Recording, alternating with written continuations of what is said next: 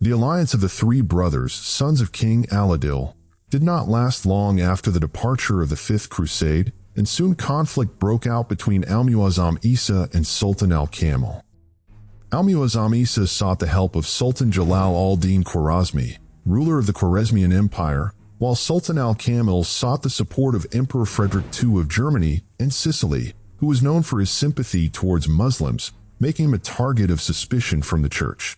The Vatican even threatened him with excommunication, separation from the Church, and prohibition from participating in religious rites due to his repeated promises to lead a crusade to reclaim Jerusalem but delaying it.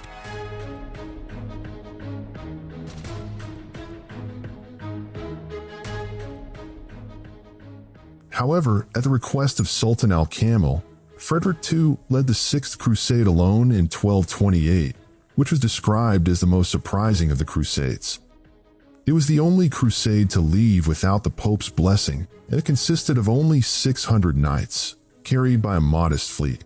The goal was to assist Sultan al-Kamil, who had promised Frederick Jerusalem in exchange for his help against his brother Al-Muazzam Isa. When this small army arrived in Acre, Al-Muazzam Isa had already died, and his lands were divided between his brothers. Thus, the goal for which Frederick had come was no longer valid. Nevertheless, Sultan al-Kamil simply handed over Jerusalem to Frederick without hesitation.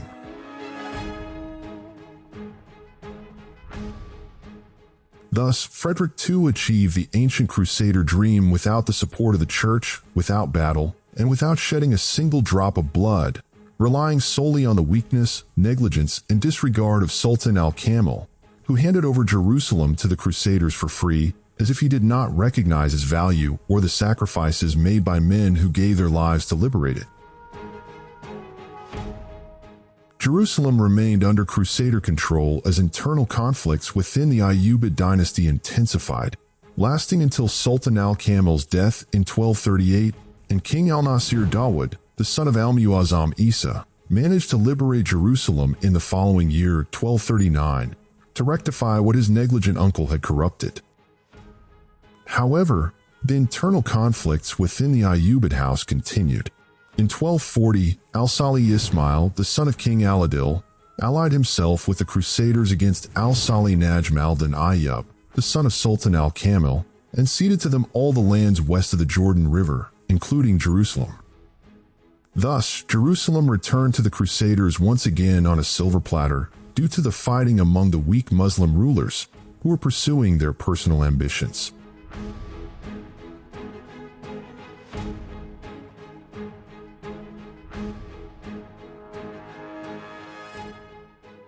Before this time, the Khwarezmian state, which had replaced the Seljuks, faced a decisive confrontation with another powerful state founded by the Mongols in Central Asia. The Mongol Empire expanded its territories at the expense of the Chinese Empire and even controlled Beijing by 1215, and a confrontation between the Mongols and the Khwarezmians became inevitable. In 1219, the Mongols invaded the Khwarezmian state, and the city of Atrar fell into their hands, followed by Bokhara and Samarkand. The Khwarezmian state collapsed, and its remaining soldiers scattered. However, Al-Salih Ayyub recruited them, and with their help, he was able to defeat the Crusaders at the Battle of Gaza, also known as the Battle of La Fourbi, in 1244. Jerusalem was regained and finally returned to the embrace of the Islamic world, never to be lost again until the early 20th century, when the descendants of the Samaritans succeeded in occupying it until today. In a paradox of fate, Gaza became also the final sword bearing the banner of jihad in our modern times, with the hope of liberating Jerusalem.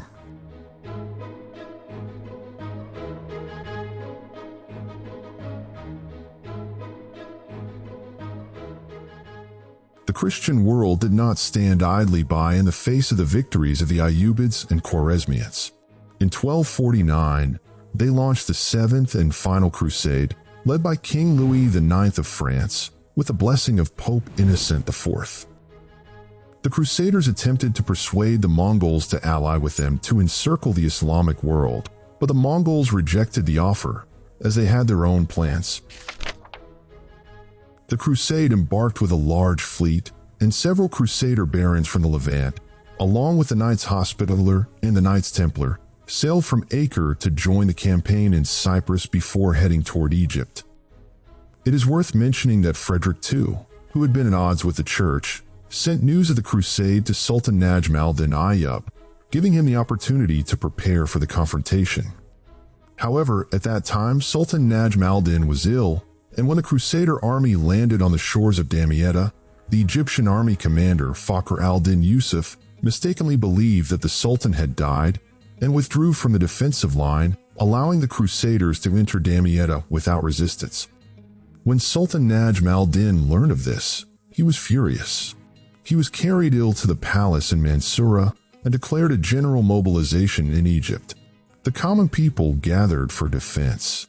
They courageously infiltrated the Crusader camp, killing and capturing many, so much so that historians mention that the Crusaders feared the volunteers from the general population more than the soldiers themselves.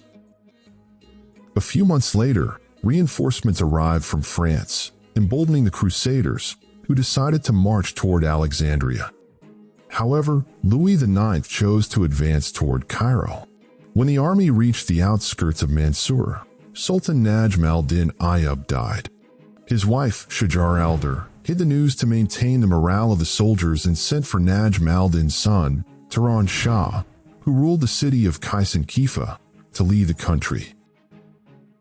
In early 1250, a division led by King Louis's brother, supported by an English contingent and a force of Knights Templar, launched a fierce attack on the Muslim army, defeating them.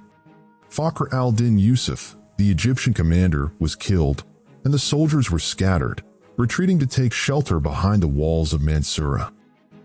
However, the Crusader divisions followed them, falling into an ambush set by the new commander, Faris al-Din Iqtay, based on a plan by Prince Baybars al-Bun Duktari, luring the Crusaders into the city. The plan succeeded, and the Crusader divisions entered the streets and alleys of Mansoura, only to find the city completely empty. Suddenly, the Mamluk soldiers, along with local Arabs and commoners, sprang from their ambushes and attacked the Crusaders, nearly annihilating them. So the Crusader army retreated in panic toward Damietta. But the Muslims pursued them, and near the city of Farskar, they wiped them out, capturing Louis IX and several princes and nobles. Louis IX was imprisoned in Dar ibn Luqman until he was released in exchange for a ransom of 400,000 dinars. He paid half of it and promised to pay the remainder upon reaching Acre, but he never fulfilled this promise.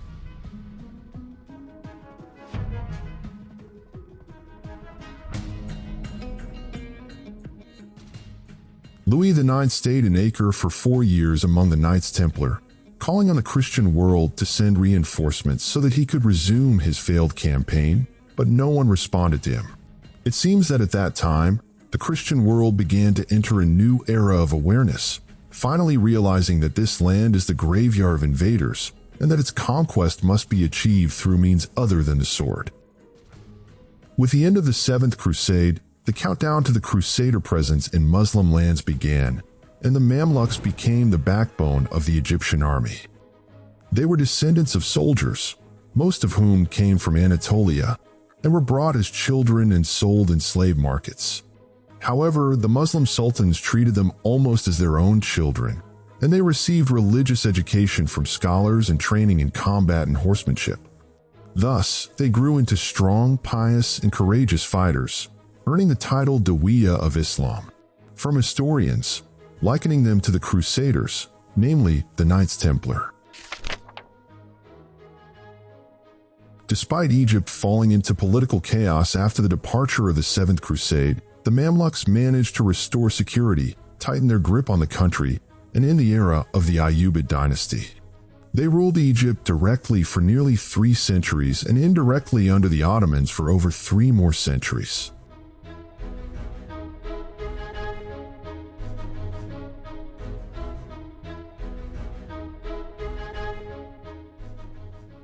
After the last Crusaders departed, Turan Shah was killed, and the Mamluks pledged allegiance to the widow of Najm al-Din Ayyub, Shajar al-Dur, as ruler of Egypt. But when she faced rejection from the Abbasid Caliphate and Muslim scholars, she was forced to relinquish the throne after only 80 days to her new husband, al-Din Aibak. Later, after his death, his young son took the throne. Soon after, the situation stabilized for Emir Saif al-Din Qutuz, who became the de facto ruler of the country. He issued a general amnesty for the Mamluks who had fled to the Levant after the death of their leader Faris al-Din Iqtay, and thus al-Zahir Baybars returned to Egypt. It wasn't long before the Mongols knocked on the doors of the Islamic world. After they defeated the Khwarezmian state, they succeeded in wiping out the assassin sect at their stronghold in Alamut Castle, north of modern-day Iran. This achievement was notable, as they accomplished what the Muslims had failed to do for centuries. In 1258, the Mongols invaded Baghdad, the capital of the Abbasid Caliphate. They destroyed the city, massacred its inhabitants, and burned the House of Wisdom along with its valuable and priceless manuscripts, throwing the remaining texts into the Tigris and Euphrates rivers. They then moved on to Aleppo, where the city's fate was no different from Baghdad's. Next, they turned to Damascus, where its ruler al-Nasir Yusuf al-Ayyubi fled, and the city surrendered. A sense of despair overtook the Ayyubid rulers in the Levant, and they supported the idea of surrendering to the Mongols. Baybars denounced this and said his famous words, "You are the cause of the Muslims' destruction."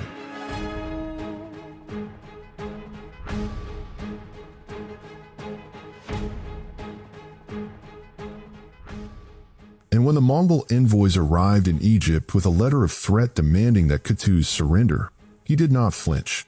He killed the envoys and hung their heads on the gate of Zawila. Then he led the Mamluk army from Egypt and met the Mongols in the Battle of Ain Jalut in 1260, defeating them and halting their advance into the Islamic world.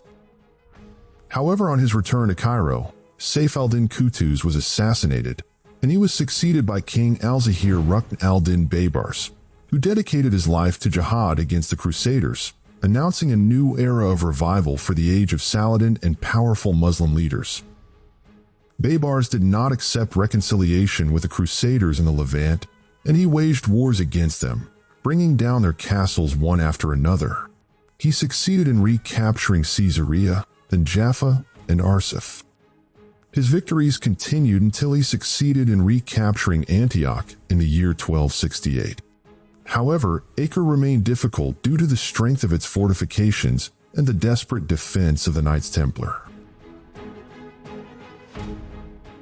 When Baybars passed away, another strong knight succeeded him, Al-Mansur Kalawan, who continued the path of jihad, bringing down many Crusader castles until he succeeded in liberating Tripoli in 1289.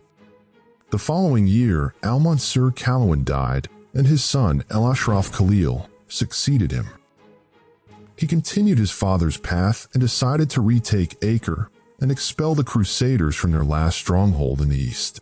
So the 21st Grand Master of the Knights Templar, William of Beaujeu, sent him a delegation laden with gifts to persuade him to abandon his march toward Acre. However, Al-Ashraf Khalil refused to meet the delegation, mobilized the armies of Egypt and the Levant, and laid siege to Acre by land and sea. Despite the fierce defense of the Hospitaller Knights and the Knights Templar, the Muslim army pounded the city with trebuchets, and the towers began to fall one after another. On the morning of Friday, the 18th of May, in the year 1291, the full-scale attack on the city began, and the Muslim army was able to enter it. Violent street battles took place during which the leader of the Knights Templar was killed, and the Muslims regained the city except for the Templar castle. The new leader of the organization fled with some of his knights, carrying their money and gold. Soon after the castle fell, Acre was liberated, and the Knights Templar fled on ships towards Cyprus, relocating their headquarters to the city Al-Limassol. However, they attempted to maintain a garrison on the Syrian island of Arwud. In the year 1300, they formed an alliance with the Mongols, but the Mamluks were able to defeat them and expel them from Arwud, thus ending their presence in the east.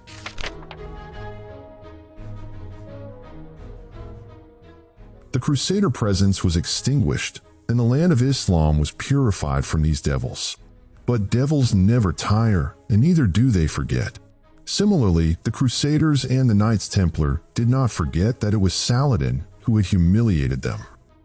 More than 7 centuries later, after the British mandate over Palestine in 1920 and the entry of the French into Damascus, the French commander in World War I, General Henri Gouraud, went directly to Saladin's tomb and said his famous words, "Awake, Saladin, we have returned."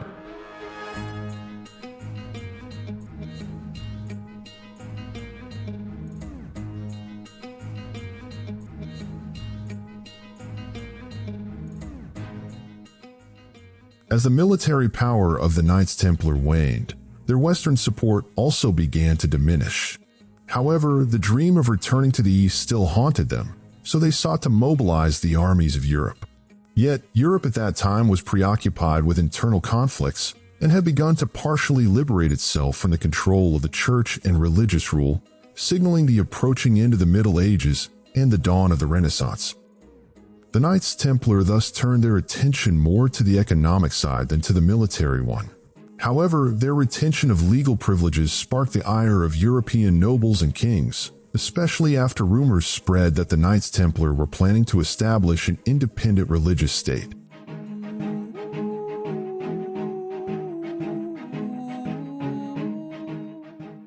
According to historians, King Philip IV of France owed a massive debt to the organization, which he had borrowed to finance his wars against England. He exploited these rumors and led a fierce campaign, along with his right-hand man and the Kingdom of France's chief lawyer, William of Nogaret, accusing the Knights Templar of practices that contradicted Christian faith, such as heresy, denying or altering parts of the doctrine or introducing new beliefs. Nogaret held a deep hatred for the papacy, as he had witnessed the burning of his parents alive under the orders of the church and the supervision of the Knights Templar during his childhood. Therefore, he did not hesitate to take revenge. In a short time, these rumors or facts spread among the public. So, just as the Knights Templar had risen swiftly, they also fell just as fast, transforming from the most respected organization, known as the Soldiers of Christ, into one of the most despised, accused of abandoning Christianity and worshipping the idol, Baphomet. Interestingly, some historians mention that the name Baphomet first appeared in a letter from a Crusader soldier in 1098, in which he stated that they prayed to Baphomet for victory over the Muslims during the First Crusade, even before the establishment of the Knights Templar itself.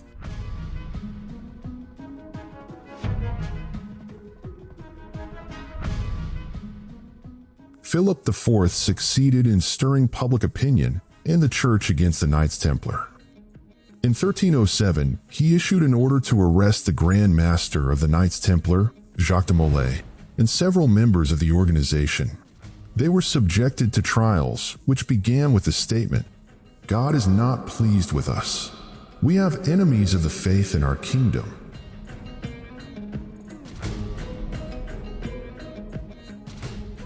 The Knights Templar faced charges of atheism, idol worship, especially the idol Baphomet, heresy, practicing prostitution in their rituals, homosexuality, spitting on a cross, fraud, and dozens of other charges. They confessed to these charges under torture, as is claimed, and these confessions were recorded and are now preserved in the National Archives in Paris. Thus, the Knights Templar were condemned, and the organization was officially dissolved. Then Pope Clement V issued a decree calling on all European kings to arrest the Knights Templar and seize their property. In 1314, Jacques de Molay and some leaders were burned at the stake, while others were imprisoned. The surviving Knights Templar became fugitives throughout Europe. So many of them fled to Scotland, which was then struggling for independence from England and was not subject to the authority of the Church. Thus, Philip IV was able to free himself from his debts and dreamed of seizing the organization's wealth and treasures. However, when the French soldiers entered the Knights' castle, they found no trace of the treasure, leaving one of the greatest mysteries of this story unresolved. In Scotland, a new and fascinating chapter began in the life of the Knights Templar.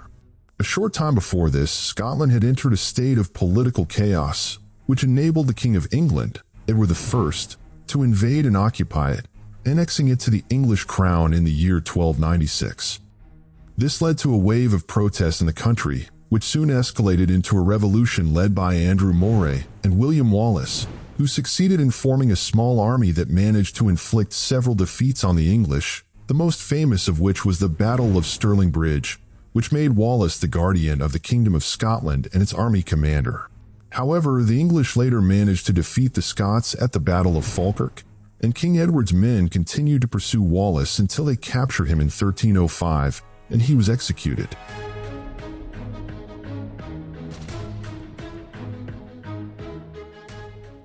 With the death of William Wallace, the English tightened their grip on the country, and it seemed as though the revolution had been quelled.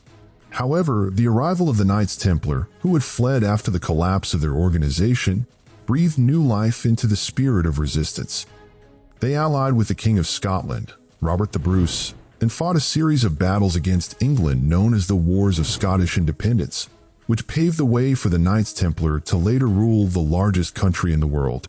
They then ruled the entire world after managing to conceal themselves under a new name, which remained unknown for centuries, until suddenly it appeared and filled the sights and ears of the world in our present time. After Scotland gained independence in 1357, the Knights Templar were able to infiltrate English society, where they established one of the largest organizations there, naming it Freemasonry. They worked in secrecy until after 4 centuries, they were able to ignite the flames of the French Revolution, avenging the execution of their leaders.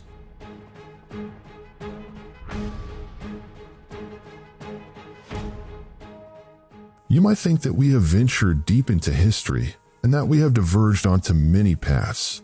However, this journey was necessary to pick up scattered threads that will help us weave a fabric that combines parts of the picture to make it clearer.